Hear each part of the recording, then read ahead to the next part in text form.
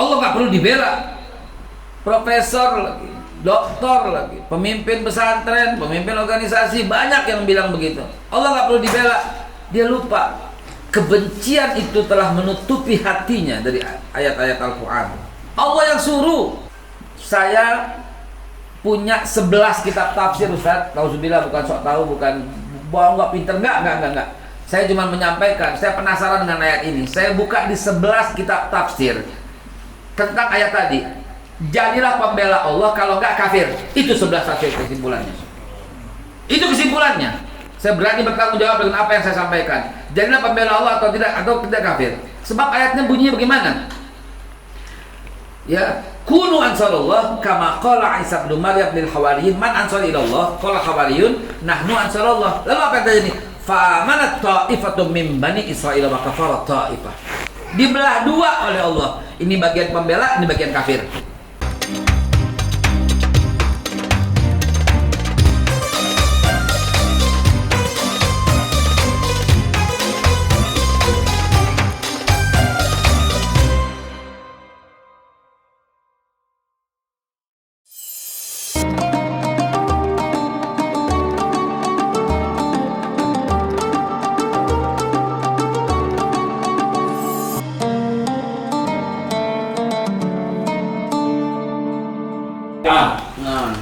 Tapi RDA itu sebutan masyarakat jamaah.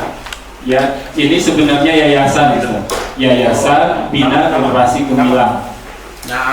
Ya. Kemudian tahun 2003 saya datang dari Bandung.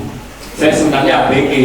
Oh gitu. Kalau ABG tahu nggak?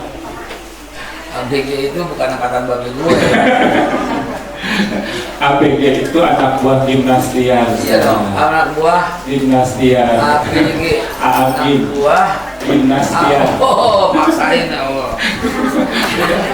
Ya, jadi saya lama di Darut Tauhid. Ya, kemudian merantau ke sini, dapat istri orang sini. Oh. Ya, akhirnya ya kita kembangkan dakwah.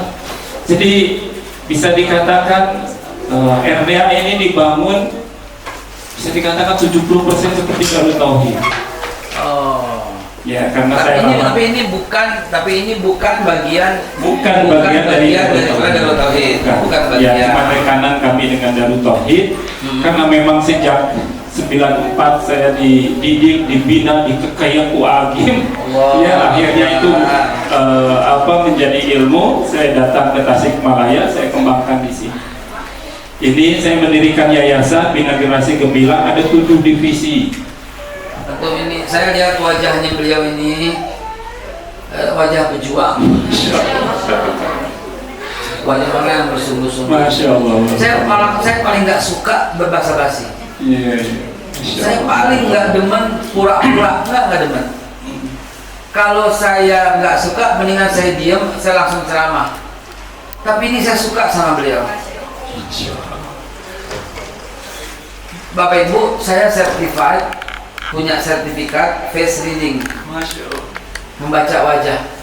Saya punya sertifikat itu dari Florida University. Ya, saya nggak ke Florida, tapi saya belajar.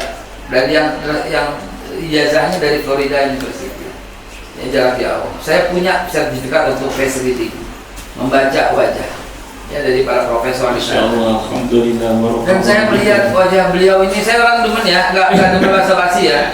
Apalagi sok muji-muji orang, amit-amit ya. Taburkan pasir di mulut orang yang suka memuji-muji, kata Nabi. Ya. Saya melihat beliau ini orang yang sangat kekeh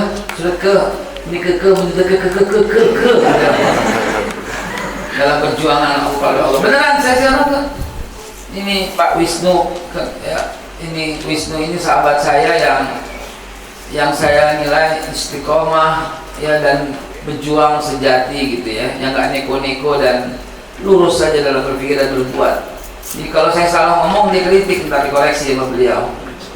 Ya, tapi saya betul-betul merasakan beliau ini luar biasa. Jadi itu komentar saya pertama kali ketika melihat beliau. Jangan sia-siakan istirahat. Ustaz, ngapain lagi istirahat di mobil? Emang bukan istirahat itu, santai berapa jam gitu. Justru istirahat capek, istirahat itu capek. Makanya saya bilang langsung ke tempat tujuan. Belum datang, nggak apa-apa. Justru ini menghargai yang datang lebih awal. Betul, betul Ustaz. Di sini juga kami tanamkan kalau ada ngaret itu yang salah panitia pasti. Coba bayangkan jam 9 ya, sudah ada yang datang jam 9. Kadang-kadang panitia nanti tunggu dulu banyak. Itu kira-kira yang sudah datang duluan gimana? Kok ngaret sih? Katanya jam 9 nggak mulai. Yang datang terlambat apa bayangannya? Oh belum mulai, ternyata jam 9 belum mulai ya. Nanti kalau ada acara lagi yang rajin banget sebelumnya tepat waktu datangnya gimana kira-kira pikir? Paling belum datang. Kemarin aja lambat. Wah, akhirnya jadi lambat semua. Betul. Betul ya, kami menanamkan di sini buat maafkan ya, maafkan Ustaz ya, maafkan teman-temannya. Saya sebagai orang yang mungkin lebih senior dari teman-teman tuh mengajarkan begitu di Ustaz istirahat dulu enggak? Mau ngapain istirahat dulu? Ustaz transit dulu? Enggak. Mau ngapain transit dulu? Gitu loh. Ayo mulai. Hargai yang datang lebih awal. Masya Allah. Itu yang saya maksud, bukan saya Ustaz kok terburu-buru. Enggak terburu-buru. Ustaz transit. Mau ngapain transit? Mau kasih makanan. Bisa kasih makan di sini sekarang?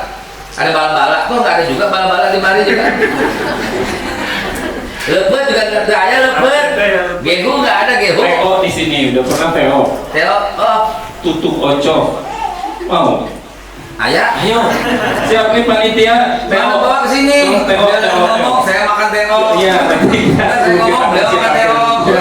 Masya Allah. Ini benar ya sekali. Aku sering ngajar ke santri. Kita kadang-kadang dapat motivasi dari motivator. Wa inna ma'al usri usra, inna ma'al usri usra. Ayo di setiap kesulitan ada kemudahan. Allah ulang 2 kali. Jadi jangan khawatir, kita pasti bisa keluar dari segala masalah.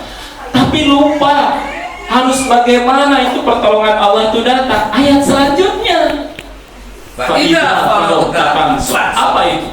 Jika kamu sudah mengerjakan satu urusan, maka kerjakan lagi urusan yang lain. Beresin dulu. Nggak ada waktu istirahat. Ada. Masya Allah, Masya Allah. Makanya saya bilang mau ngapain transit. Saya orang yang muda, ya, saya lebih senior daripada bapak ibu, ya. Lebih senior, mungkin lebih banyak makan asam garamnya. Mau ngapain duduk-duduk transit? Mau bikin perut makin gendut? Langsung juang, gitu. Gak pakai istirahat. Tadi juga, tadi begitu tadi. Pertama kali dibawa lu, nah langsung masjid udah. Ustaz dengerin dulu, Ustaz istirahat, dengerin dulu sambutan. Enggak, saya pulang, silakan baru sambutan. Masya Allah, Masya Allah. Ini pelajaran penting ya. Mungkin selama ini Abu sampaikan teori, ya Ustaz Haikal ini mengajarkan ini sebenarnya. Nggak ada waktu istirahat bagi seorang mukmin. Seorang mukmin istirahatnya kan sholat. Ya. Ketika sholat sampai para sahabat Bilal, lagi sudah capek, cepat ada. Kok lama sekali adanya? Belum waktunya. Kenapa? Saya ingin istirahat. Stop. Jadi sholat itu istirahat, kita kebalikan. Sholat ingat dunia semua. Allah, waduh kerjaan. Padahal itu waktunya istirahat. Sholat itu para sahabat itu pada istirahatnya adalah fa'idha faragta fansab Wa ila rabbika farghab. Jika kamu sudah mengerjakan urusan dengan sungguh-sungguh, maka kerjakan lagi urusan yang lain dengan sungguh-sungguh. Terkadang kita aduh capek lah, bahan dulu lah, lihat gitu ya. Masya Allah, Masya Allah. Di Jakarta kan lagi banyak pembangunan infrastruktur. Iya. Siapa yang bangun? Waskita Karya. Oh, Waskita Karya. Waskita Karya. Perintah siapa? Oh, kalau yang bangun Cina malah lain lagi ya.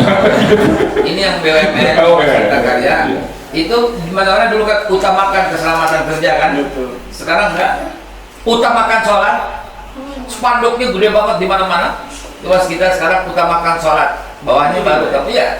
Dan baru keselamatan kerja. Itu sebuah pergeseran keren. Betul. Masya Allah ya. Itu kan terkadang dilupakan ya.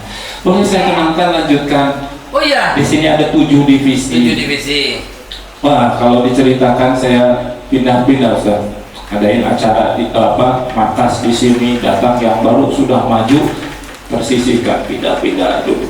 Sampai kita pernah bangun arena outbound, ada yang bakar. Allah. Dan begitu memang perjuangan dakwah. Terkadang mengingat, lah saya ini siapa? Rasul aja diusir, dihina, dicaci. Masa ini dakwah tidak ada yang begitu? Itu yang saya lihat, mukanya banyak penderitaan. Tapi kekeh. Masya Allah. Makanya saya bingung kalimatnya, beliau orang yang kekeh, suka benar-benar kekeh. Jadi berapa kali diusir Ustaz? 5 tempat. Ya awalnya pemiliknya silakan Abu, ini kembangkan, sudah dikembangkan, kegiatan sudah banyak. Akhirnya nggak ada kepentingan masuk, akhirnya saya nggak mau ribut, saya tinggalnya yang keluar. Akhirnya nggak jalan sama sekali, yang saya tinggalkan. Termasuk nih yang di depan ini, kenapa Mbak B, mohon maaf sekali ya, harus sampai terhenti di depan karena nggak bisa masuk karena milik orang lain. Kami belum punya jalan di sini. Akhirnya dengan perjuangan ya, dengan saya kerja di Takaful dulu. Asuransi Takaful. Di Bandung. Di Jakarta, terakhir di Jakarta saya General Manager Marketing. Pernah ketemu saya? Langsung sih enggak. Terakhir saya resign 2016. Tapi dari Takaful sejak 95. Jadi Takaful. Saya pindah-pindah, pernah kepala cabang di Gorontalo, di Banjarmasin, Tasikmalaya paling lama di sini, ya maka kenal betul dengan Tasikmalaya. Terus kepala cabang Bandung, terakhir di CM. Takaful umum, saya Takaful umum. Saya sering di Takaful di beberapa kali mau ke pembinaan, tapi mungkin sekarang nggak ada. Takaful keluarga mungkin. Keluarga. Kan ada Takaful keluarga, ada Takaful. Yang di Buncit Raya. Iya, yang di Mampang. Yang gedung kembar itu, yang satu Takaful keluarga, itu Takaful. Oh, nggak ya, di situ. Iya. Waktu itu ya alhamdulillah lah, penghasilan gaji setelah jadi GM cukup, tetapi panggilan dakwah ini nggak bisa ditinggalkan karena waktu saya di Tasik sudah membangun tempat gitu, ya tempat aktivitas dakwah karena ada tugas dari kantor, akhirnya saya harus pindah ke Jakarta. Tapi saya setiap saat jadi PJKA, pulang Jumat kembali Ahad terus begitu. Kenapa? Karena Sabtu Ahadnya harus ada kajian di sini. Kajian ini libur itu bukan untuk istirahat, malah aktivitas, ada outbound. Karena sebelumnya saya trainer juga gitu ya, training, kemudian ada outbound, Ahadnya, Sabtunya ada kajian, Ahad malam baru kembali ke Jakarta. Terus aja begitu. Tapi panggilan hati ini, ya Allah, harus dakwah ini, ya nggak bisa seperti ini terus. Jadi saya mengajukan resign. Waktu itu Dirut tidak ngizinin. Dirut siapa waktu itu? Pak Angki. Pak Angki. Ya, Pak Angki Dirutnya. Beda Dirut umum atau beda. Kalau beda, mungkin keluarga dulu mungkin Pak Roni mungkin zamannya Pak Roni. Waktu Pak Roni Takaful umumnya Bapak Bayu. Pak Bayu Widi bisa diaji. Roni sama saya sejak di Aksa Syariah. Terus dia AI Syariah, terus pindah ke Takaful. Takafulnya melalui Fit and Proper Test juga di DPR. Betul. Saya rekomendasikan Roni waktu itu. Lanjut. Jadi setelah itu, ya Allah, mau konsentrasi di dakwah, saya mengajukan resign. Ditolak sama Dirut. Karena saya waktu itu juga membuat satu konsep agensi bagaimana marketing asuransi syariah memasarkan. Itu satu modul yang sudah saya buat, itu satu-satunya ada di syariah. Saya bikin sehingga waktu itu kamu dibutuhkan di sini. Kamu mau pindah kemana, kata Dirut? Gaji kamu kurang. Saya bilang, Pak, saya keluar dari pekerjaan ini bukan karena ada yang nawarin yang lebih besar, bukan karena gaji kurang atau tidak senang. Di sini saya sangat senang. 20 tahun lebih saya di Takaful umum. Saya mau konsentrasi di dakwah. Enggak. Itu disimpan, sudah disimpan, nggak diapa-apain. Saya bilang, Pak, Bapak setuju atau tidak? Tanggal 1 besok, 1 pekan lagi waktu itu, saya mau tidak lagi bekerja di sini. Saya mau konsentrasi mengembangkan dakwah yang saya tinggalkan di Tasikmalaya. Masya Allah ya. 3 bulan nggak diproses-proses, akhirnya udah peminta, udah dengan teman-teman semua saya sudah delegasikan semua pekerjaan ya. Saya berangkat. Diteleponin tiap hari sama Dirut, Pak Angki telepon terus. Ya, telepon terus, ini gimana ini? Pak, saya sudah delegasikan ke si Fulan, sudah ini, semua sudah ada. Enggak, kamu harus ke sini. Akhirnya datang dulu ke Jakarta. Saya sepekan berapa kali ke Jakarta. Masya Allah begitu. Akhirnya setelah 3 bulan, ya baru di ACC keluar penghargaan bersama dan apapun saya bangun dari uang bersama itu saya bangun. Allah Akbar, kan terbukti kan bahwa saya juga belum kenal beliau sebelumnya, tetapi di ujung-ujung ternyata sama-sama di takaful. Dulu saya Masya Allah. Itu beliau kita dengarkan nih, ya nih saya kasih komentar di depan saya. Begitulah seorang sosok pejuang. Begitulah sosok pejuang yang tidak melihat apapun kecuali ridho Allah dan beban tanggung jawab, bukan beban lah namanya ya, tanggung jawab yang ada di pundak mesti dituntaskan. Gitu ya, Allahu Akbar. Senang saya. Dan itu 20 tahun jadi orang gajian, tiba-tiba nggak ada. Saya dengan istri saya di sini sampai listrik mati. Ada istri? Oh iya, pas masuk kan. Terang ya, kalau ini saya cerita. Tadi suami janji itu oncom mana belum? TO. Insya Allah. TO. Itu kocok. Jadi 20 tahun lebih jadi orang gajian, ya. Kemudian nggak ada sama sekali, nggak punya penghasilan, nggak punya apapun, hanya habisin uang pesangon dan apa dibangun untuk bangun RDA. Allah. Bangun semuanya habis, nggak punya tabungan, nggak apa. Itu kalau mau cerita itu listrik sampai 2 hari mati, nggak tuh beli pulsa. Allah. Makan juga yang penting buat anak-anak itu mungkin sekitar 4 bulan ya kita merasakan aduh ngapain ini ya Allah ya, kajian tetap jalan ya, tetapi ini mau ngapain, betul-betul merasakan luar biasa. Di saat itu 5 perusahaan bintang syariah minta Binagria Syariah mungkin baru tahu saya sudah riset dari Takaful dan saya punya konsep bagaimana agensi asuransi syariah ada di saya konsepnya semua. Itu nelfon di Pak, katanya ini udah kita kabul, iya. Saya tawarin 2 kali nih, Pak. Hampir 50 juta. Allah. Sekarang pun masih menggiur. Waduh, saya bilang gimana? Mulai goyah lagi. Tapi saya Masya Allah punya istri yang bahagia sekali, Allah mengaruniakan istri gitu. Saya tunjukin ke istri, Bun, ini ada tawaran. Istri saya bilang, ini yang membuat saya kuat. Bukankah Abi keluar dari takaful bukan karena gaji kurang atau tidak? Kita mau konsentrasi mengembangkan dakwah. Allah. Katakan tidak. Itu yang membuat kuat. Ya, terkadang kan kalau istri kekurangan sebab itu gimana? Ambil aja 2 kali lipat begitu. Tapi ketika istri sudah menguatkan, kita keluar bukan karena kekurangan atau apa dulu di perusahaan lama. Karena kita mau konsentrasi di dakwah, sudah nggak perlu aja. Itu yang membuat saya kuat. Sama kalau soal itu, Masya Allah. saya 30 miliar jangan ceramah. Kasih modal 30 miliar jangan ceramah. Tahun 2019 ya. 2019 zamannya tet. Jangan ceramah. April dikasih 10 miliar, Maret dikasih 10 miliar, Februari dikasih 10 miliar, Maret dikasih 10 miliar, April dikasih 10 miliar. Jangan ceramah.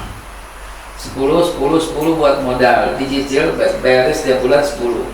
Sampai ceknya tuh saya masih ingat terakhir tuh tanggal 21 bulan April, masih ingat kan. Sebab begitu menggiurkan, 30 miliar bisa bangun apa. Saya bilang sama istri saya, sama persis bilangnya. Nih gini, istri saya juga begini juga, cuman dari bilangnya Abi, kalau saya manggilnya Kal, hai Kal, kurang aja kadang-kadang. Tapi malu, istrinya orang Betawi ya, biasanya manggil nama ya, dan punten memang kita biasanya manggil nama ya. Sebab kalau saya panggil bunda aja, masa saya tidur sama bunda kan, ibu kan bunda kan. Nah, terus akhirnya sama Ustaz, istri saya bilang begitu juga. Istri saya bilang, oke, lu terima 30, tapi lu jauh dari ulama. Lu jauh dari Habib, lu jauh dari Kiai. Saya bilang, saya mengetes dia argumentasi. Ya kan banyak ulama yang lain, tapi ulama yang nggak benar. Banyak Habib lain, banyak Habib yang nggak benar. Ikuti Habib Rizik. Kalau Habib Rizik tahu gimana, saya peluk dia, saya bilang, saya udah tolak 3 hari lalu, saya bilang. Justru saya cerita ini mau ajak bilang kamu bagaimana. Ternyata bikin buat saya kuat juga itu Pak. Saya udah tolak, saya bilang, jangan ceramah. Dikasih modal seperti itu, karena ceramah saya banyak menyinggung pemerintahan, banyak membuat orang terinspirasi menjadi bully nomor 1.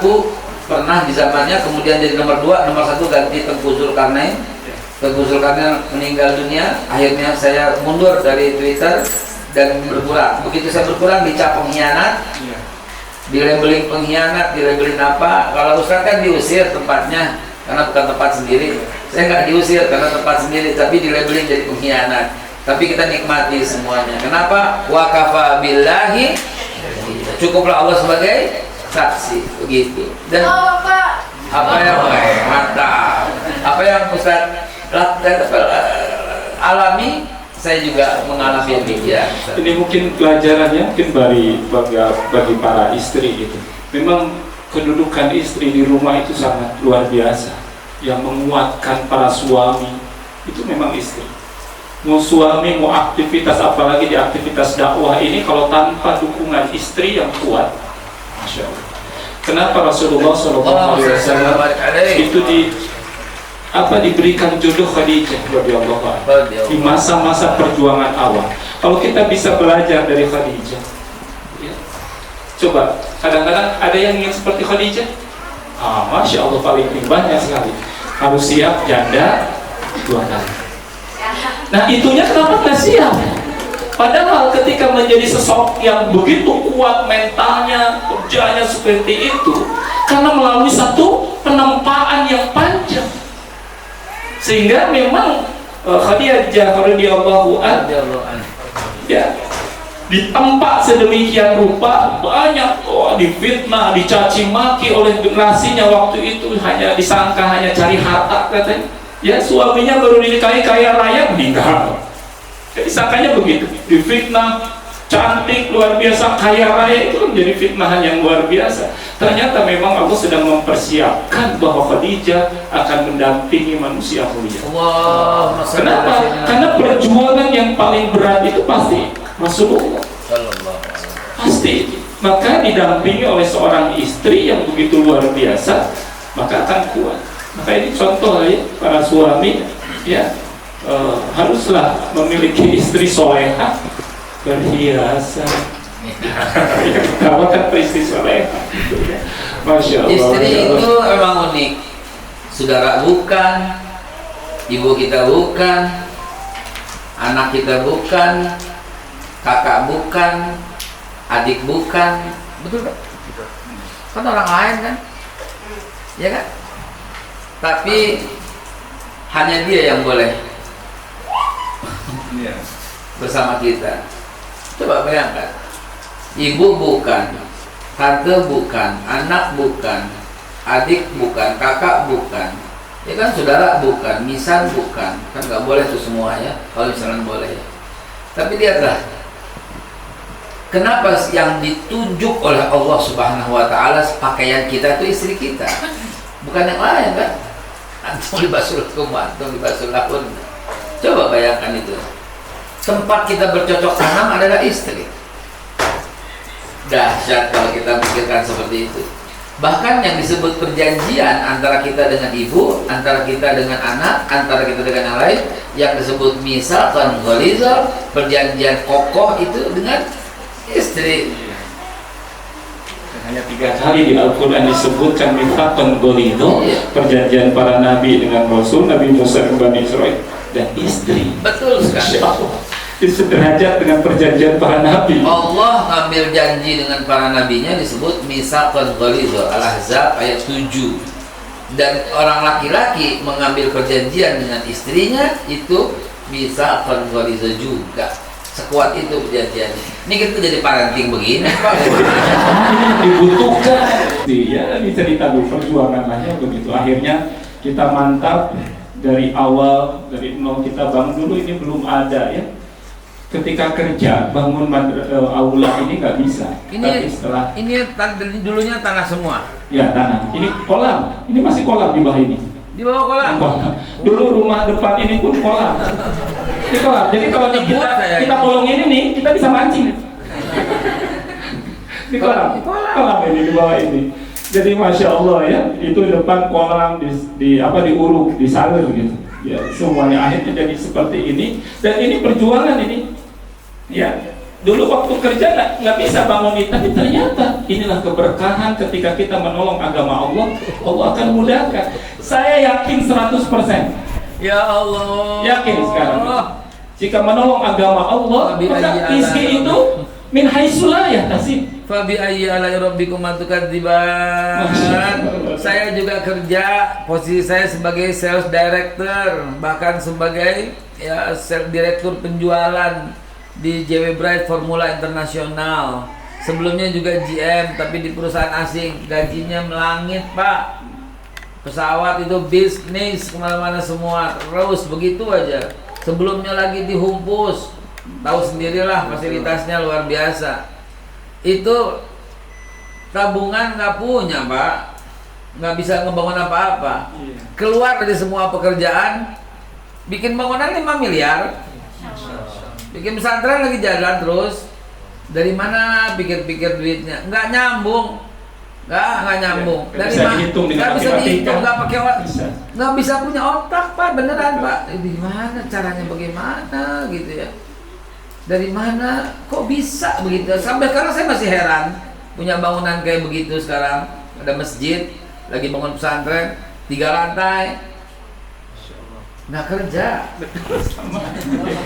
Saya terkadang dengan umur dengan istri saya, ya di atas gitu yang melihat, Bun, ini RDA jadi gini. Dulu nggak kebayang jadi begini enggak. Ya sama-sama masih kerja, kita yang penting ada dakwah jalan terus, tapi setelah ditinggalkan. Ini yang namanya berkah. Pegang nih baik-baik. Ya, bantulah Allah Subhanahu Wa Taala. Allah akan bantu antum. Bukan Allah perlu bantuan. Belalah Allah, ntar Allah akan bela antum. Bukan Allah perlu pembelaan, tapi emang Allah yang perintah. Ya ayyuhalladzina amanu kunu ansarullah. Hai orang-orang yang beriman, jadilah pembela-pembela Allah. Saya jadi ingat beberapa tokoh yang sangat sinis dengan Front Pembela Islam, FPI. Tokoh-tokoh itu mengatakan Allah nggak perlu dibela. Profesor lagi, doktor lagi, pemimpin pesantren, pemimpin organisasi, banyak yang bilang begitu. Allah nggak perlu dibela. Dia lupa kebencian itu telah menutupi hatinya dari ayat-ayat Al-Quran. Allah yang suruh, ya ayyuhalladzina amanu kunu ansarullah. Kama qala Isa bin Maryam, ya Bani Israel inni Rasulullah. Kama qala Isa bin Maryam lil hawariyin, man ansar ilallah? Qala al hawariyuna nahnu ansarullah. Fa amanat ta'ifatu min Bani Israel wa kafarat ta'ifah. Fa ayyadana alladhina amanu ala aduwwihim fa asbahu zahirin. Saya punya 11 kitab tafsir Ustaz. Nauzubillah, bukan sok tahu, bukan enggak pinter, enggak. Saya cuma menyampaikan, saya penasaran dengan ayat ini. Saya buka di 11 kitab tafsir tentang ayat tadi. Jadilah pembela Allah, kalau enggak kafir. Itu 11 tafsir kesimpulannya. Itu kesimpulannya. Saya berani bertanggung jawab dengan apa yang saya sampaikan. Jadilah pembela Allah atau tidak kafir. Sebab ayatnya bunyinya bagaimana? Ya, kunu ansarullah kama qala Isa bin Maryam lil hawariyin, man ansar ilallah? Qala hawariyun nahnu ansarullah. Lalu apa kata ini? Fa'amanat ta'ifatun min Bani Israel wa kafarat ta'ifah. Dibelah dua oleh Allah. Ini bagian pembela, ini bagian kafir. Ini bukan, jangan sampai ini diplesetin. Oh, kalau nggak masuk organisasi ini kafir. Nggak bilang begitu saya. Tapi orang-orang yang sinis, ya hati-hati. Dan saya juga nggak bilang orang yang sinis kafir, bukan. Saya lagi mentafsirkan, bukan Haikal. Saya lagi menyimpulkan dari 11 kitab tafsir surat Shaf ayat yang terakhir itu. Ini orang lupa bahwa menjadi pembelanya Allah itu diperintah gitu loh. Ya, dan saya menyebut satu organisasi FPI kemarin yang namanya itu disinisin sama orang gara-gara front pembela Islam. Saya lagi bahas soal nama, jadi jangan diplesetin.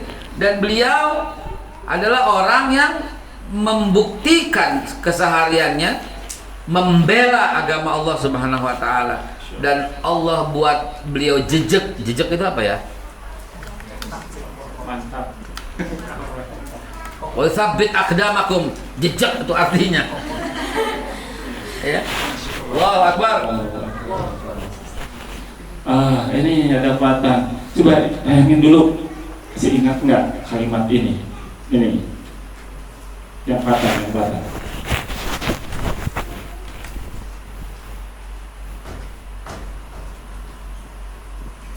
Yang penting tidak melanggar hukum agama dan hukum yang ada di negara ini.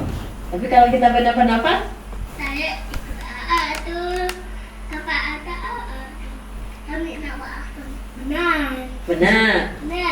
Yakin?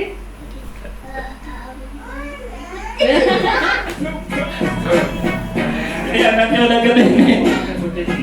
Saat ini anaknya udah gede, ini anak saya paling gede. Ya Allah. Yang ketiga itu gede. Terprovokasi ya lu Haikal. Yang aslinya, tayangin yang aslinya. Yang aslinya. Yang penting jangan melanggar hukum agama, juga jangan melanggar hukum positif di negara ini. Gitu. Mohon. Gimana kalau kita berbeda pendapat? Ya saya ikut taat tuh. Apa kata taat tuh? Sami'na wa ata'na. Benar. Benar ah. Yakin. Kecuali kalau pilih Jokowi saya gak ikut. Ini diikuti nih, Masya Allah. Itu prinsip. Masya Allah. Masya Allah. Diri sayang. Saya tidak berusaha. Pinter. Yang gede sekarang. Geleng-geleng aja lo. Berarti itu 2019 ya? 2019. Iya, menjelang kan? 2018 akhir. 2018. Sebab 2019 awal saya udah diusir.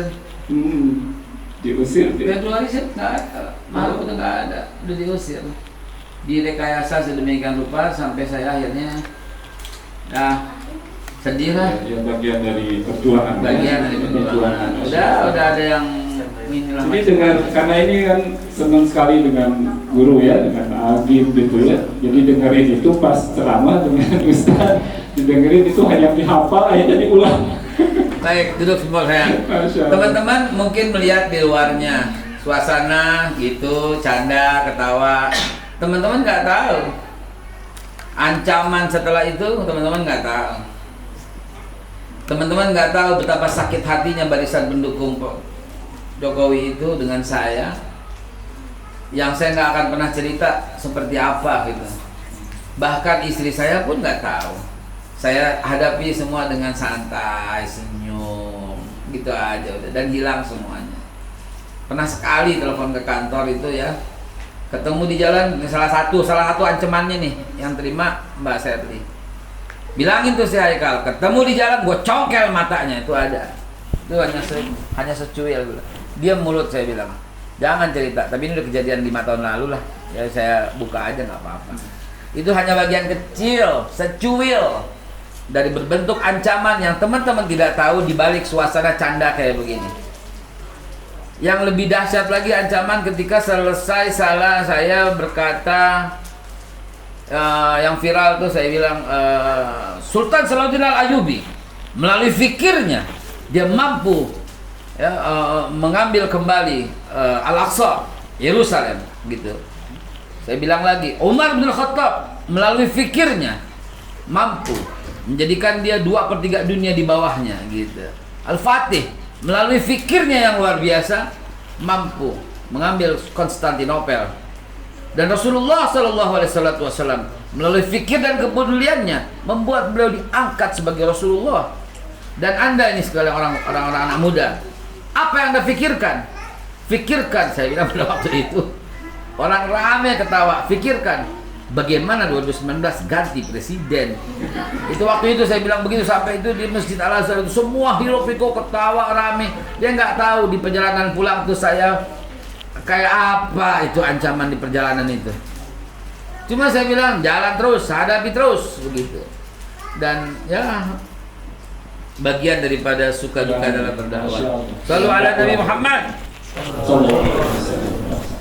Masya Allah, Masya Allah.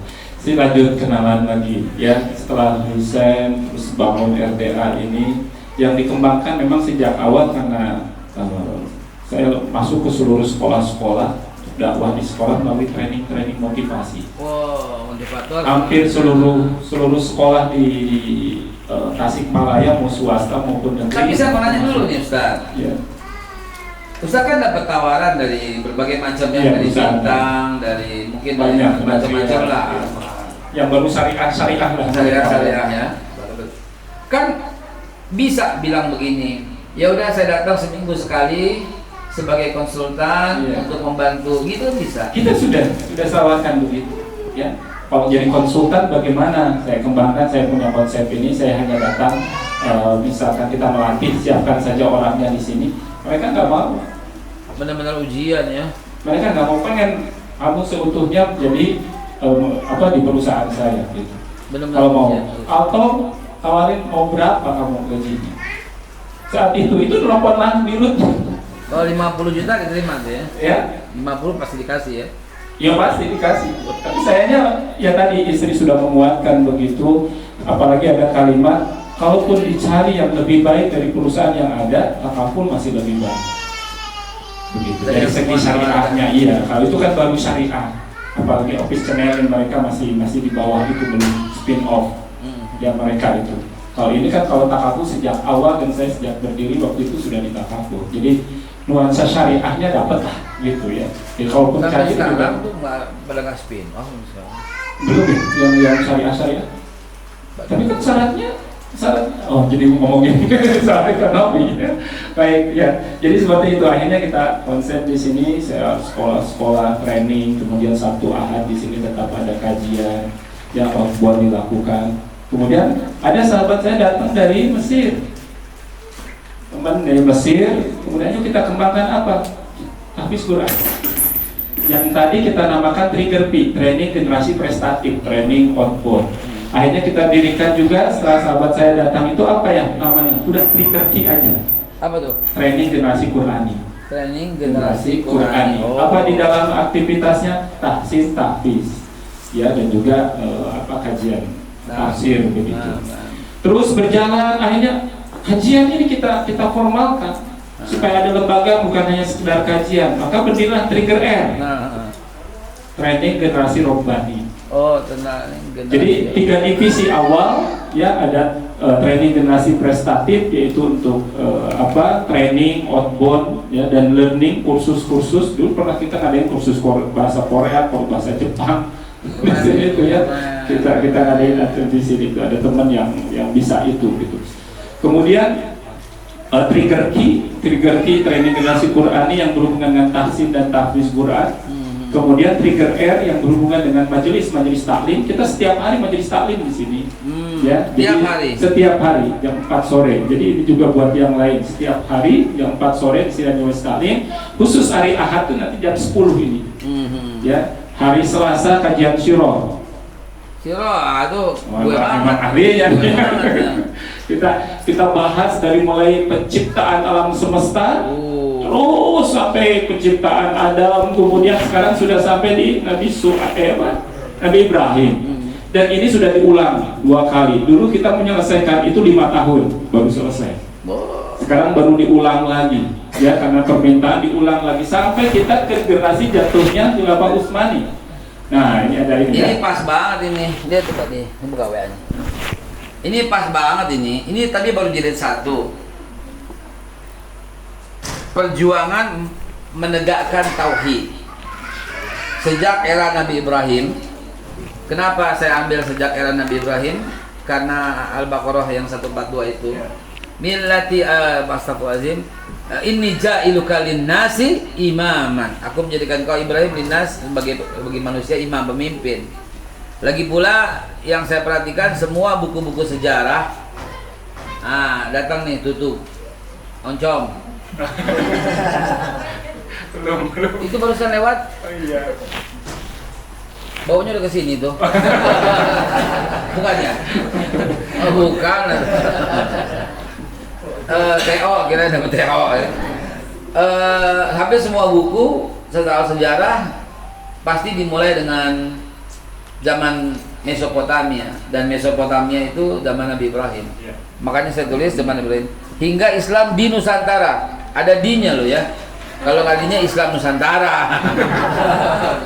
Ada dinya Islam di Nusantara. Ya. Sampai aksi tolak RUU HIP. Aksi tolak RUU HIP, apa urusannya nih dengan tauhid? Iya. Kalau antum tahu sebagaimana yang saya tahu, bagaimana liciknya orang-orang tuh yang akan menghilangkan ketuhanan yang Maha Esa. Ya, ini kan cuma sekedar bahasa. Sebenarnya ketuhanan yang Maha Esa itu kan la ilaha illallah. Karena ketuhanan itu Allah, ilah di situ. Yang Maha Esa itu berarti Allah Subhanahu wa taala ya. Jadi bagaimana perjuangan itu? Bagaimana saya itu kerahkan semua yang bisa saya kerahkan untuk ikut turun. Wah, ternyata ustadz di baliknya, iya. Kenapa? Mau apa? Iya. Kami menolak. Tuh saya bilang. Tidak boleh Pancasila dirubah-rubah di negara ini. Bagian daripada perjuangan ketuhanan yang Maha Esa itu tauhid. Pasal 29, negara berdasarkan ketuhanan yang Maha Esa. Teman-teman perhatikan, dalam setiap argumentasi saya sampaikan itu. Selama itu belum berubah, selama itu kita masih kuat berdialog dan berargumentasi. Ada LGBT, ada hak asasi manusia, ada apa, saya bilang tidak bisa, karena negara ini berdasarkan ketuhanan yang Maha Esa. Apapun yang terjadi, itulah nikmatnya. Jadi itu mesti diperjuangkan. Kalau nggak ada itu kita nggak bisa ngomong. LGBT bisa nembus, semua bisa tembus, kehidupan kumpul kebo bisa disahkan, pernikahan sejenis itu diperjuangkan untuk disahkan di Indonesia, bayangkan. Dan akhirnya gugur. Kenapa? Karena negara berdasarkan ketuhanan yang Maha Esa. Itu dia. Ya, banyak sekali yang kita perjuangkan ya, apapun pokoknya kita bilang itu dia. Maka itu RUU HIP ya, pada waktu itu ini aksi tolak itu ya, aksi tolak. Kenapa? Karena Pancasilanya berubah gitu loh ya. Jadi buku ini saya bilang ada hubungannya. Maka zaman sekarang orang-orang memperjuangkan tauhid. Di pada waktu Islam masuk ke Nusantara juga memperjuangkan tauhid tanpa membawa embel-embel bid'ah, membawa embel-embel kafir, tanpa membawa embel-embel berbagai macam sebutan dan labeling. Yang penting la ilaha illallah dulu deh gitu loh kalau istilahnya. Dan begitu juga zaman Nabi. Jadi buku ini saya susun semua berjuang tauhid sejak era Nabi Ibrahim, dan ini baru jilid 1. Jilid 2-nya udah jadi, udah cetak. Jilid 3-nya baru separuhan saya bikin. Masya Allah, ini buku yang penting. Alhamdulillah ya, ini juga menjadi harus kita kaji secara mendalam ya, bagaimana perjuangan. Itu mah bukan oncom tutup. Belum datang tutup oncomnya belum. Ya, saya menarik tadi berbicara bagaimana ya menghancurkan umat ini dari segi menjauhkan dari tauhid, dari LGBT dan segala, termasuk di Tasik ini. Nggak usah mas. Cukup. Ya, di Tasik. Tasik ini kan kota pesantren, kota santri. Ada ribuan pesantren di sini. Di Tasik. Di sini. Tapi LGBT-nya sekarang ini. Bahkan isunya Agustus ini akan mengadakan kayak Citayam, Tasik Fashion Week. Seorang tokoh LGBT nasional yang orang Tasik yang mau ngadain. Ya untungnya kita para aktivis di sini sudah bergerak ke wali kota dan semuanya untuk dibatalkan. Tadinya nih di Jalan Dokar tuh mau ngadain tempatnya. Ya. Jadi inilah ancaman besar, dan Tasik ini memang LGBT-nya besar. Narkobanya juga luar biasa. Saya 2003 saat di sini bahagia ditempatkan di Tasik. Artinya Masya Allah ini kota pesantren, kota santri, saya bisa banyak belajar agama. Tapi terus terang pas pertama datang ke sini, ada sesuatu yang tidak pernah dilihat di Bandung. Saya lama di Darut Tauhid membina generasi muda di Darut Tauhid, nggak pernah lihat apa laki perempuan anak sekolah pulang suntangan, pakai jilbab.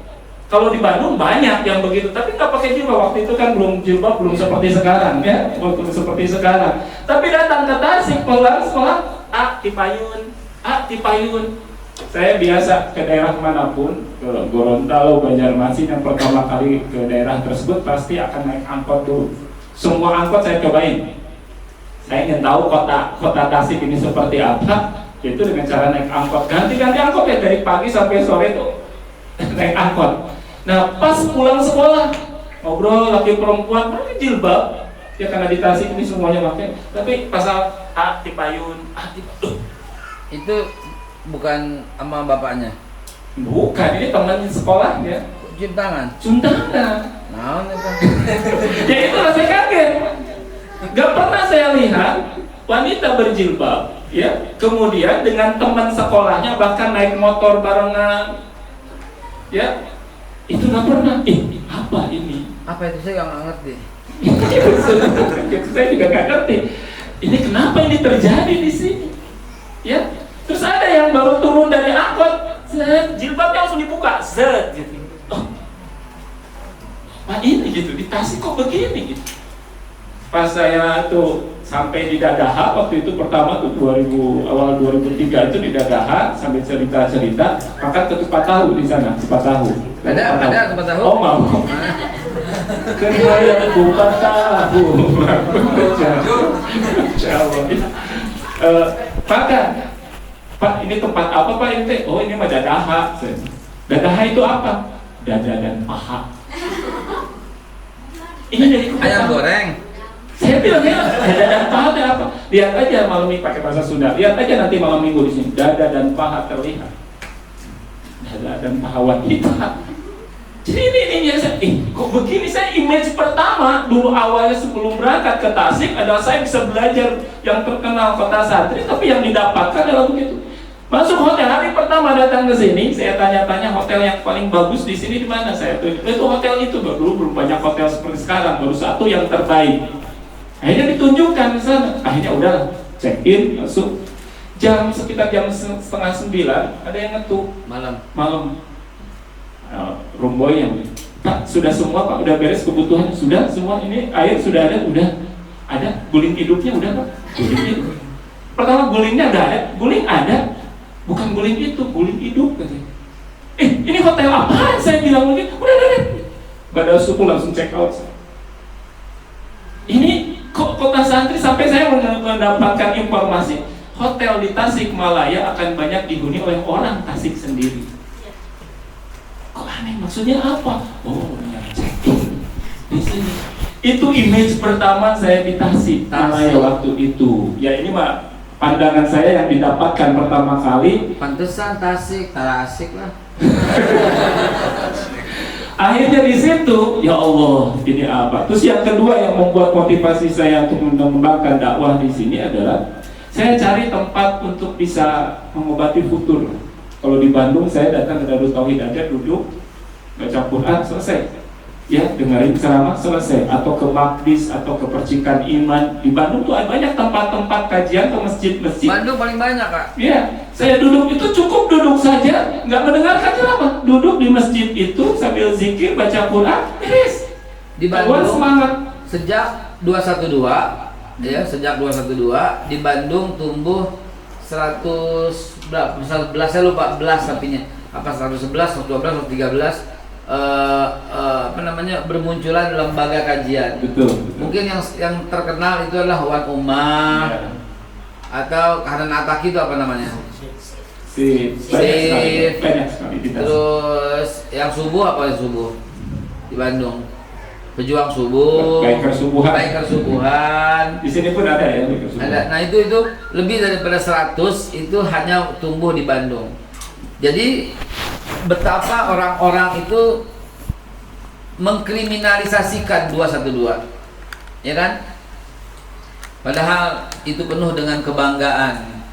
Jangan dicap negatif, nih penting. Ya. Dalam 212 Presiden hadir,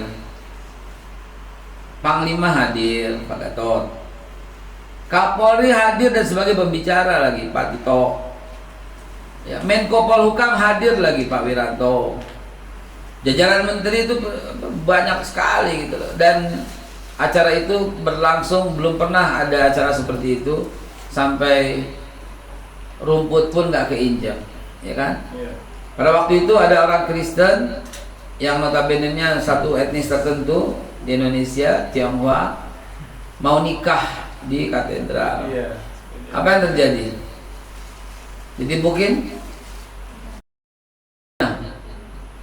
Dipukulin orangnya? Itulah kalau mau lihat Islam sejati. Dipayungin karena hujan lagi.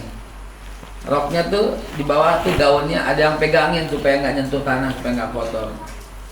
Lah kok dijahatin, lah kok disudutin, yang nyudutin yang jahat, ya, yang fitnah itu yang jahat. Ada yang hadir 212 sih? Hadir? Ada. Oh, ya.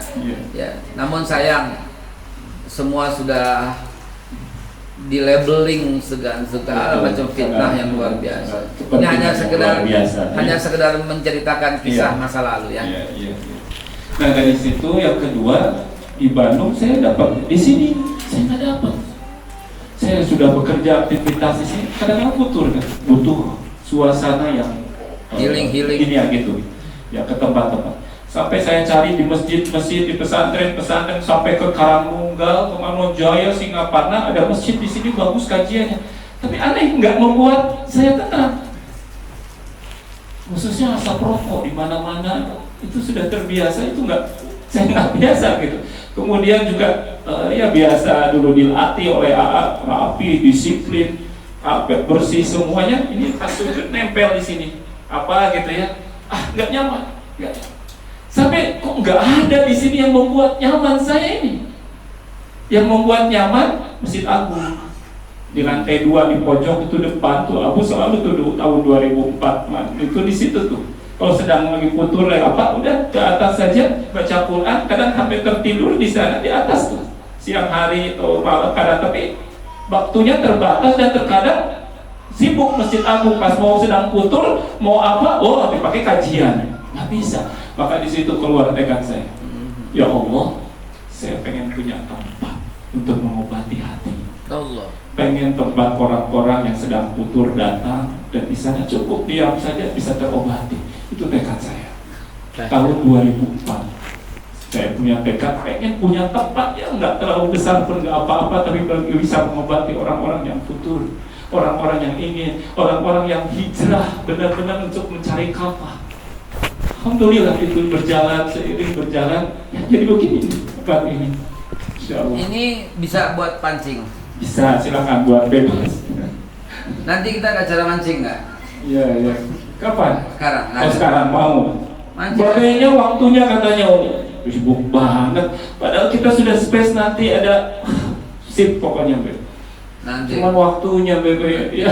Kapan-kapan saya bantu. Tadinya kita sudah buat ada acara-acara khusus, saya minta ke santri yang menghubungi bisa nggak ini udah waduh ya Allah padahal. Dan itu pun hanya ada hari ini, nggak ada lagi. Kapan ini? Kalau nanti bisa kalau ngasih kita siapkan lah begitu ya. Insya Allah. Akhirnya 3 tadi divisi PQR kita bikin jadi Trigger Institute. Jadi ada untuk trainingnya, untuk memotivasi prestasi. Itu trigger key itu. Ya, kemudian ada trigger key-nya untuk tahsin dan tahfiz dan kajian-kajian, termasuk pesantren dan mentoring. Allah. Di sini pesantrennya model Darut Tauhid, nggak ada monop itu enggak. Tetapi kenapa? Tadi itu ada teman di awal-awal itu sedang saya tidak memiliki tempat, kemudian melihat Tasikmalaya kok seperti ini, pandangan saya waktu itu. Ada teman sedang nulis S1 tesis di Tasik, ingin mencari tahu pengaruh pesantren terhadap masyarakat. Saya bantuin itu dia dapetin data 1750 pesantren di Tasikmalaya, berarti ada 1750 kiai saat itu yang terdata. Kita datangi sekitar ada 300 pesantren, kita tanya banyak hal gitu. Kesimpulan di Tasik di ada Tasik 1750 lebih sekarang, pasti lebih kalau sekarang itu. Ya itu juga tahun 2004 itu ya. Hasilnya setelah gimana hasil tesisnya? Kesimpulannya nggak nyampe 30%. Ya, ini tesis. Pengaruh pesantren kepada masyarakat itu kecil pengaruhnya. Kenapa? Alasannya ada itu alasannya. Kenapa penyebabnya? Karena pesantren lebih banyak santrinya bukan orang Tasik. Makanya pendatang. Sedangkan orang Tasiknya sendiri kan nyantri. Mereka, maka di sini terbesit. Wah, ini konsep Darut Tauhid bisa diterapkan di sini. Konsepnya seperti apa? Konsepnya bikin program sebanyak mungkin. Jadi silakan yang orang Tasik itu sekolah, bekerja, setelah pulang sekolah kerja, ayo masuk. Kita punya program akhir pekan, hanya weekend Sabtu Ahad saja, itu kajian. Ada pesantren hijrah, kita adakan pesantren hijrah selama 3 bulan, tapi hanya Sabtu Ahad saja. Kemudian mungkin tahu SSG ya, nanti siap muda di Darut Tauhid yang tadi sipir. Di sini pun ada, kita bikin santri gemilang di sini. Sama, hanya Sabtu Ahad saja, lebih banyak kekuatan fisik, mental untuk menjadi tangguh. Jadi kita buat seperti itu, akhirnya nanti santrinya itu tidak usah ngomong di sini. Silakan bekerja, silakan mereka itu sekolah, kuliah, tapi di akhir pekan, ayo Sabtu sore masuk sini, ya kita belajar di sini sampai Ahad sore. Jadi mabit di sini sudah, itu program yang dilakukan supaya orang Tasik yang akhirnya ikut itu ke sini. Dan lagi pula agak jadi banyak ya. Insya Allah begitu. Iya, tidak perlu bangun pesantren. Malahan Darut Tauhid awal itu juga yang betul nggak punya asrama. Kalaupun ada yang mau nyantri di sini itu ke masyarakat.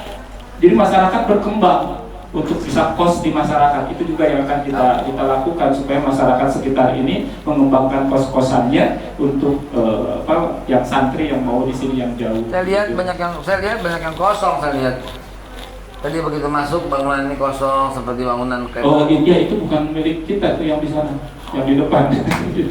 Kita yang gang ini masuk ke sini. Insya Allah sekarang sedang pembebasan keluar. 3, keempat, kita pun akhirnya waktu saya dipindah ke Jakarta, umukan sendiri di sini. Akhirnya mau apain? Sok itu bikin kajian. Akhirnya istri saya bikin kajian di Masjid Agung. 1 orang, 2 orang, bapak 2 orang, ada 5 orang, sudah ajak ke sini. Akhirnya berdirilah kamus kajian muslimah yang akhirnya semakin banyak. Kamus dulu belum ada, ini tempatnya di depan.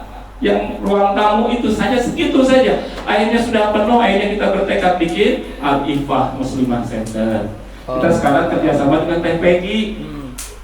Peggy melatih rumah. Iya, sering kesini dan sering komunikasi kami ke sana. Akhirnya kita punya program Akhwat Bergerak 4 tuh ya, Peggy, Al-Ifah divisinya. Kemudian kita perlu pengelolaan zakat infak sodako. Kita pun mendirikan MPZ, Mitra Pengelola Zakat ya.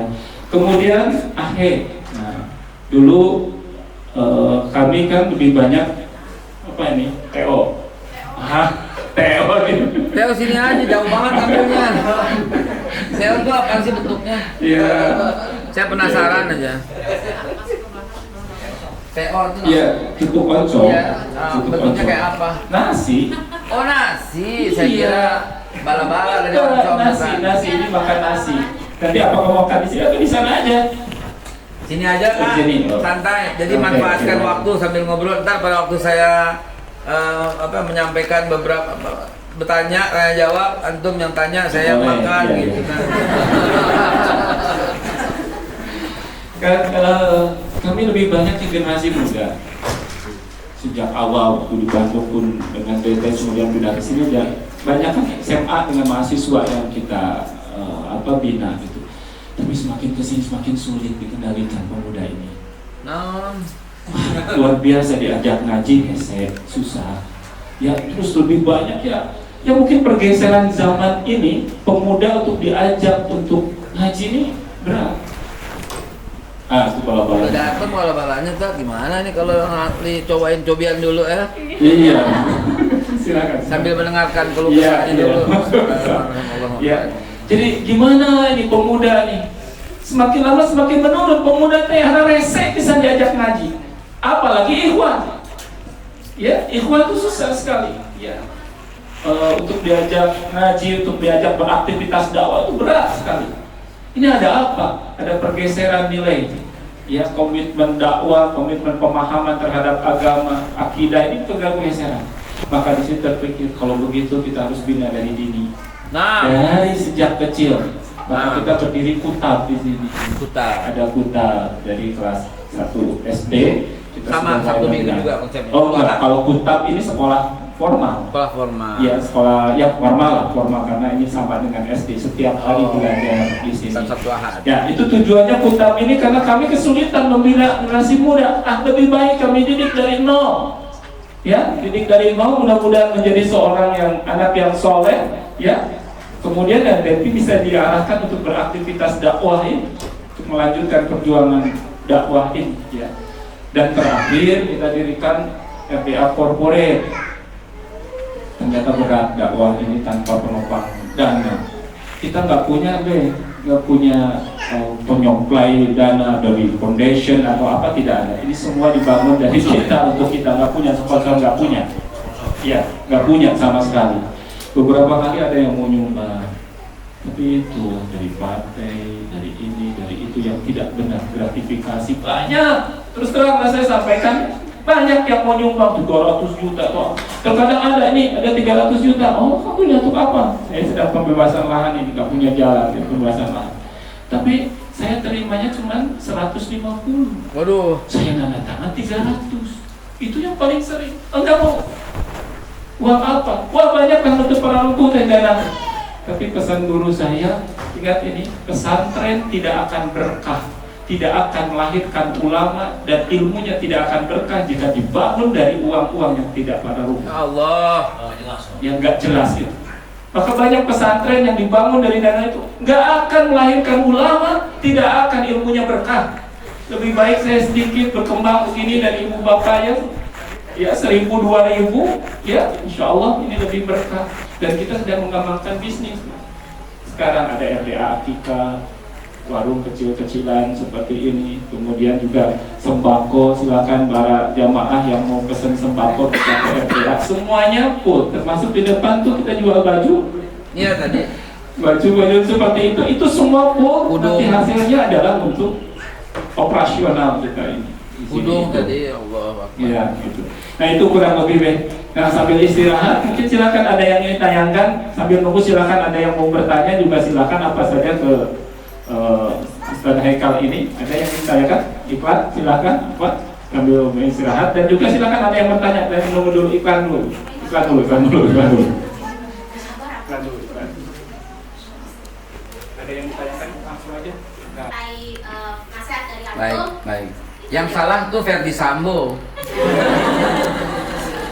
Bukan kamu. Baik, bismillahirrahmanirrahim. Terima kasih saudariku, ukhti, saha namanya? Istia. Iya, Nistia. Bismillahirrahmanirrahim. Ya, kalau ada yang bilang kepada kamu begitu, perempuan tuh di rumah, betul.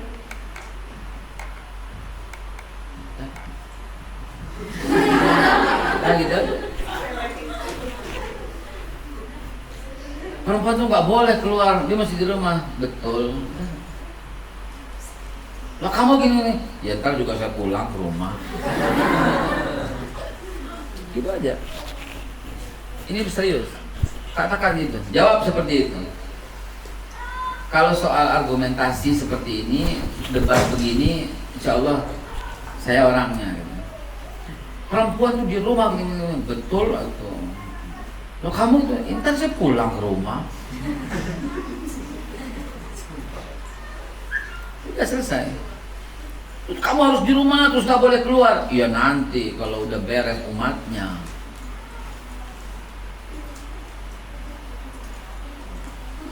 Selesai. Gak usah repot. Simple, Nistia. Simple. Tapi kan kadang mereka ngasih argumentasi. Apalagi coba? Bilang apa lagi mereka? Ya ngasih hadis dan ngasih ayat. Betul, memang betul memang di rumah. Saya pulang ke rumah habis ini. Ya. Ya kan? Maksud saya tuh nggak boleh keluar sama sekali, dia bilang gitu kan. Pokoknya sekalipun nggak boleh keluar. Iya, insya Allah. Kan kalau umpamanya udah selesai ini tugas dakwah, saya nggak akan keluar rumah. Bahkan saya nggak keluar bumi, kubur. Jadi orang-orang seperti itu jangan dilawan, jangan didebat, biarin aja. Karena mereka belum lama ngajinya. Ya, kalau kamu patahkan pendapatnya, dia akan kecewa dan berhenti ntar. Bahkan menganggap kamu orang yang bodoh, melecehkan, akhirnya timbul satu dosa. Jangan buka peluang supaya orang lain berdosa kepadamu. Ih hebat kamu, saya mah belum bisa seperti kamu, gitu aja. Kamu tuh istiqomah banget ya di rumah, dakwah luar biasa. Dakwah tuh di sosial media, nggak usah kita keluar, nggak usah gini. Perempuan tuh suaranya aurat, tahu nggak? Hebat insya Allah saya menuju ke sana. Nanti lama-lama dia tahu, lama-lama dia ngerti, gitu loh. Yang kamu boleh perdebatkan itu ketika dia berkata Nabi Isa itu menyiarkan agama Kristen. Jangan bilang betul, lawan gitu. Jangan bilang jilbab itu nggak wajib, nggak wajib. Itu pun pakai trik gitu ya. Ya bagi sebagian orang memang nggak wajib, terutama yang tidak beriman kepada Allah dan Rasulnya, gitu aja. Bagi sebagian orang memang nggak wajib, yang tidak mengenal Al-Quran, gitu. Ya, bagi mereka ada yang nggak wajib, karena dia nggak beriman dengan Nabi Muhammad, gitu. Ya. Pakai cadar tuh harus, gitu. Wajib tuh. Kalau nggak pakai cadar tuh kamu bakal nimbul fitnah tuh begitu. Iya. Insya Allah nanti pakai, gitu aja. Yang nggak pakai juga, pakai ngapain? Sholat aja mesti kelihatan semua, umroh aja mesti kelihatan, ngapain tuh begitu? Ya, kalau saya kan cantik banget, terbuka dikit laki-laki pasti nengok. Kalau kamu biasa-biasa aja, ya dibawa santai aja ya, jangan terlalu gimana gitu ya. Santai dibawa santai gitu ya. Dan jangan sampai membuat dia juga putus asa. Kalau dia orang yang merasa lebih baik darimu, kan kamu kan bisa dengerin orang ngomong kan ya. Ini kayaknya nih orang soal tahu nih, hebat nih. Bilang aja, hebat kamu, saya pengen seperti kamu. Insya Allah doain ya supaya saya bisa seperti kamu. Dah gitu aja. Dah, ya cukup begitu, ya cukup begitu. Supaya apa? Supaya dia tuh dia juga, saya juga sama-sama memperbaiki diri lah, yuk sama-sama koreksi, jadi bestie namanya. Jadi bestie itu akhirnya ya, jadi curhat-curhatan, nggak apa-apa. Anak saya Aliyah yang kedua, Aliyah itu dia punya temen, kebetulan bestinya dia banget gitu loh. Begitu lulus kelas 3, kelas 4 SD ya, SMP ya, tiba-tiba dia buka jilbabnya dan bukanya di mall karena takut ketahuan. Kaget itu anak saya itu Aliyah, kok begini gitu. Pulang dia ngadu gitu loh, Pak, ini video dia ngadu terus sama saya. Saya santai aja, saya bilang ya, suatu saat dia akan menyesal dan dia akan menyadari, dia akan menjadi sumber fitnah, dia akan membuat malu orang tua. Tuh, kalaupun orang tuanya nggak tahu, Allah tahu, dan dia akan mendapatkan kesengsaraan. Tapi jangan kau hina, karena kesian dia belum tahu. Kamu kesianin dia, gitu. Apa namanya?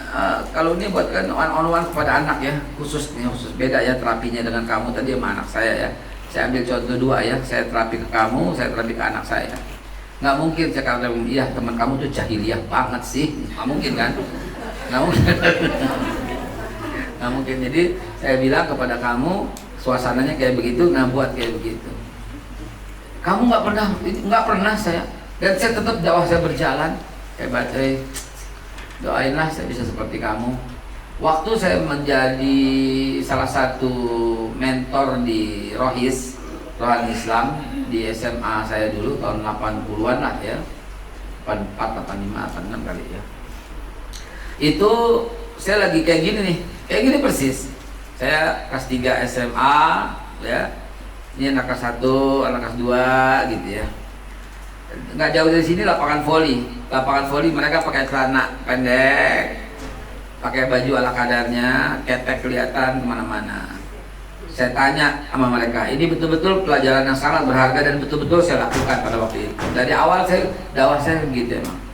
Saya bilang, lihat yang di luar, saya bilang, lebih hebat mana antara kamu yang duduk di sini dengan yang di luar sana?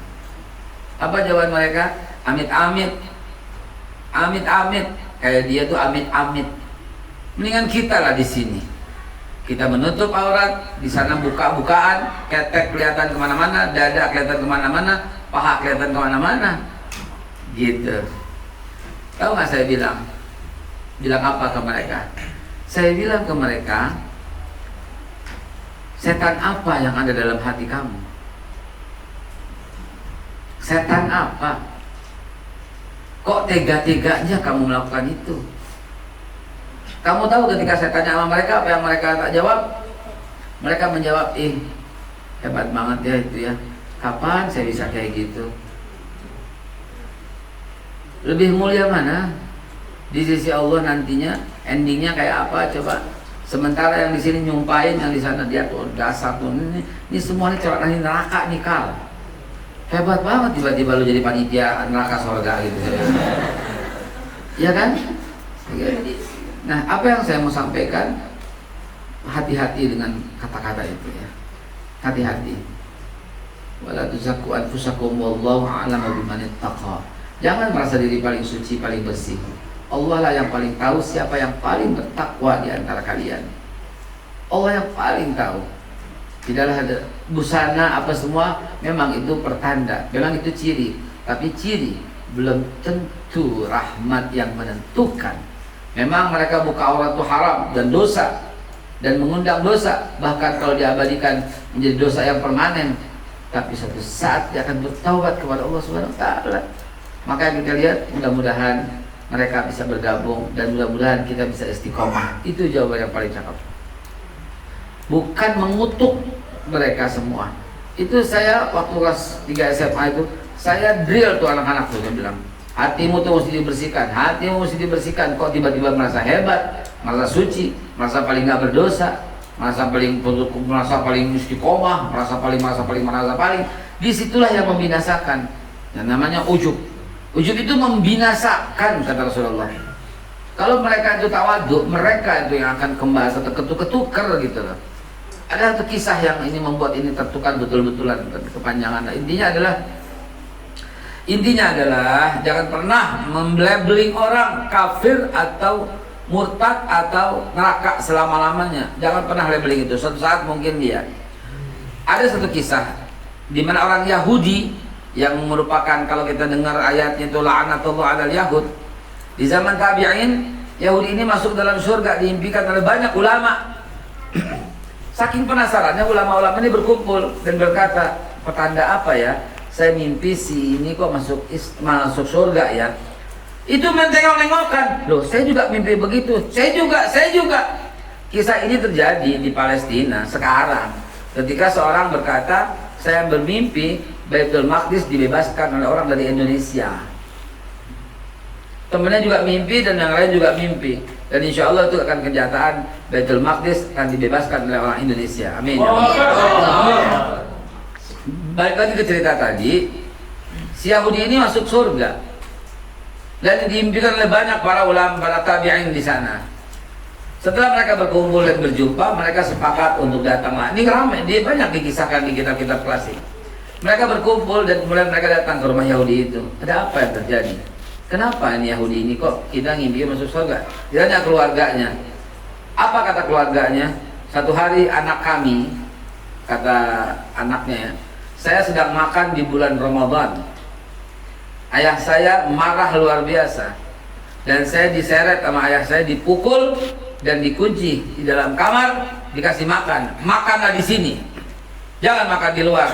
Hormatilah orang-orang Islam yang sedang berpuasa. Kejadiannya di kota Madinah pada zaman itu. Coba bayangkan. Ya, setelah pasca Rasulullah, jauh pasca Rasulullah, pasca Abu Bakar, Umar, Utsman, Ali radhiyallahu anhum, pasca semua itu, ya, tabi'in. Itu kisah nyata. Dan kemudian orang itu berkata, ayahku melarangku ketika bulan Ramadan makan di luar karena ayahku berkata, hormatilah orang-orang yang sedang berpuasa. Kalau di kita kan beda, hormati yang tidak puasa.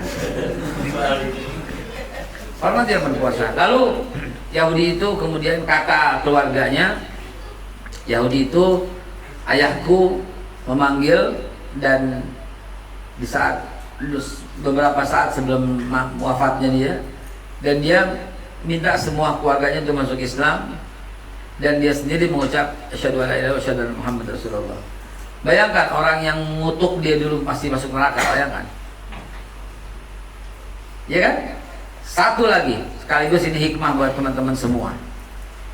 Ini terjadi ketika di Istanbul itu rajanya bernama, amirnya bernama, astagfirullahaladzim. Mungkin antum belum tahu kan, saya lupa namanya. Pokoknya seorang penguasa di Turki. Ada seorang laki-laki yang ketika Sultan ya Allah ya Rabb astagfirullahaladzim Muhammad, Sultan yang dia mabuk dan zina tiap hari itu. Oh, Sultan yang padahal itu adalah Sultan, lupa saya. Sultan Haikal lah gitu. Sultan ini sedang berjalan, ada ingat? Lupa ya. Sultan itu sedang berjalan dan dia tidak lama melihat seorang yang mati di solokan, di comberan kalau kita bilang, nggak jauh dari tempat pelacuran, dan di tangannya sedang memegang minuman keras. Dia Sultan itu manggil teman-temannya lingkungan situ, saya Sultan Turki, tolong ini selenggarakan jenazahnya nih, nggak ada yang mau orang kampung situ. Dia orang fasik katanya. Kami orang kampung menyaksikan setiap hari dia tuh masuk ke dalam pelacuran, dan setiap hari dia selalu datang ke tempat minuman keras. Fasik, dan kami tidak mau menyolatkan, kata orang kampung situ. Akhirnya Sultan dan yang penjaganya, pengawalnya, ya udah kita bawa aja. Di mana rumahnya? Tolong bilangin. Rumahnya di ujung sana. Ini orang tiap hari kerjanya ke pelacuran sama tukang mabuk. Ya, lihat aja Sultan, di tangannya masih ada minuman. Jadi digotong sama Sultan dan pengawalnya, diantar ke rumahnya. Begitu sampai di itu, istrinya berkata terima kasih, dia peluk jenazah suaminya, dan dia bilang, Sultan, suami saya orang baik. Sultan ini kan berkata, mana orang baik? Dia orang fasik, kata orang kampung. Ya, orang kampung berkata setiap hari di tempat pelacuran, dan dia selalu minum minuman keras. Apa kemudian katanya? Kata apa? Ini saking nggak boleh ya, saking nggak boleh kamu menuduh temanmu. Wah, sok tahu, lu aja nggak pakai kudung, lu aja nggak pakai jilbab, lu aja ketek kelihatan, lu aja begini, ini saking nggak bolehnya nih. Ini minuman keras udah jelas, masih nggak boleh kita nuduh. Apa katanya kemudian? Lo kata orang kampung dia ke tempat pelacuran tiap hari. Sultan kata istrinya, tahukah Sultan, toko di ujung di sudut sebuah toko yang paling besar itu milik kami. Dan setiap hari dia hanya bawa sepertiga dari keuntungannya untuk saya dan keluarga untuk kami makan. Dan selebihnya, sepertiganya lagi dia bayarin semua pelacuran pada hari itu supaya mereka nggak melacur, supaya mereka bisa pulang ke rumahnya. Dan sepertiganya lagi dia borong tuh semua minuman keras dan dia buang ke solokan air minuman keras supaya dia bisa mengurangi sedikit lagi orang yang mabuk. Jadi setiap penghasilannya harian, keuntungan harian, sepertiga dibawa pulang ke rumah, sepertiga untuk, jadi dia masuk ke kompleks pelacuran itu diborong semua, pulang, tergantung keuntungannya. Kalau keuntungannya banyak, semua itu diusir. Kalau keuntungannya dikit, mungkin 2 atau 3 orang yang diusir. Tapi setiap hari dilakukan itu. Dia berjuang sejak pagi buka toko sampai malam tutup, hanya untuk mengurangi pelacuran, hanya untuk mengurangi orang yang minum minuman keras. Untungnya banyak, dia borong ke minuman keras. Kalau tokonya lagi banyak untungnya, dia borong semua minuman keras, dia buka kecomberan, dia buangin semuanya. Itulah yang dilakukan suami saya setiap hari. Dia bekerja dari pagi sampai malam untuk mengurangi itu. Dan tahukah, saya bilang sama suami saya, kata istrinya, kamu akan dicap sebagai orang yang fasik, kamu akan dicap begini-begini. Dia nggak peduli. Dia udah jelasin sama orang-orang nggak percaya, nggak apa-apa. Prinsipnya seperti yang saya bilang tadi, wa kafa billahi syahida. Saya mau dicap pengkhianat, sebodoh. Saya mau dicap apapun, nggak ada masalah. Mau dicap radikal, biarin. Yang penting saya lillahi kalimatillah. Yang penting Allah SWT ridho. Mau dicap sama siapapun, saya nggak ada masalah sekarang. Tidak ada masalah. Yang penting rahmat Allah yang kami harapkan. Orang menghalangi, kagak bodoh, masa bodoh. Pemerintah, depak kek, siapa kek, organisasi kek, apa kek mau ngalangin, masa bodoh saya bilang. Yang penting tugas kita itu dakwah saja. Entah Allah Subhanahu Wa Taala yang mudahkan, yang tunjukkan. Ini prinsip saya. Dan si orang ini betul begitu. Dan dia bilang apaan? Tenang, kata si yang suaminya waktu masih meninggal, waktu masih hidup, ketika dia ngobrol sama istrinya, dia bilang, tenang istriku, wa kafa billahi syahida, cukuplah Allah sebagai saksi, wa kafa billahi wakila, cukuplah Allah sebagai wakil. Dan dia bilang apaan? Nanti insya Allah ketika aku wafat, seluruh ulama di Turki ini akan ikut menyolatkan aku dan diimami oleh Sultan Sultan Murad. Nah Allah, itu baru ingat Sultan Murad IV. Dan apa yang terjadi? Ini ada dalam kitab-kitabnya mereka semua ya. Apa yang terjadi? Betul, kata Sultan menangis mendengar cerita itu. Saksikanlah, ini sekarang yang selenggarakan ini istana. Dikafani, dimandikan semua oleh istana. Kemudian Sultan beri pengumuman, paginya seluruh ulama di Turki harus datang dan ikut menyolatkan. Dan dia jelaskan kepada Sultan, mereka semua menangis dan minta maaf. Lihat betapa bersihnya dosa orang ini. Kenapa? Karena semua orang memfitnahnya dan Allah angkat, Allah bersihkan orang ini sebersih-bersihnya. Maka ketika saya difitnah sama orang, saya kan tuh begini-begini, saya bilang, ya kurang banyak fitnahnya. Cukuplah Allah sebagai wakil, cukuplah sebagai saksi, dan tetaplah di jalan Allah. Allah akan berikan kemenangan dan kebaikan. Ini saya ingat lagi cerita itu. Kadang kita memvonis orang lain begini begitu, kita merasa lebih suci, padahal kita tidak tahu sebenarnya di balik hatinya. Ya, insya Allah. Ini lagi tuh ini kisah Sultan Murad ini. Masya Allah. Jadi kalau saya simpulkan dua, baru satu pertanyaan Mistia itu. Pertama, kita tuh dakwah jangan mudah tersinggung. Jangan apa ya kalau bahasa Sunda mah, belikan, undungan, belikan, gitu. Artinya dikali oh enggak, tadi dilawan, nanti biarin aja sebenarnya. Terus yang kedua, kita harus merangkul. Dua tuh, sebenarnya kalau garis bawahi dalam dakwah kita tidak perlu semua harus yang masuk kita dengar, harus kita komentari. Ya biarin saja gitu. Kemudian yang kedua, merangkul ya. Yang orang-orang yang belum mendapatkan cahaya dakwah, itu tuh harusnya kita sambilan saya cari. Udah pada subscribe belum? Apa? Karena di sini penuh dengan motivasi hidup, ya.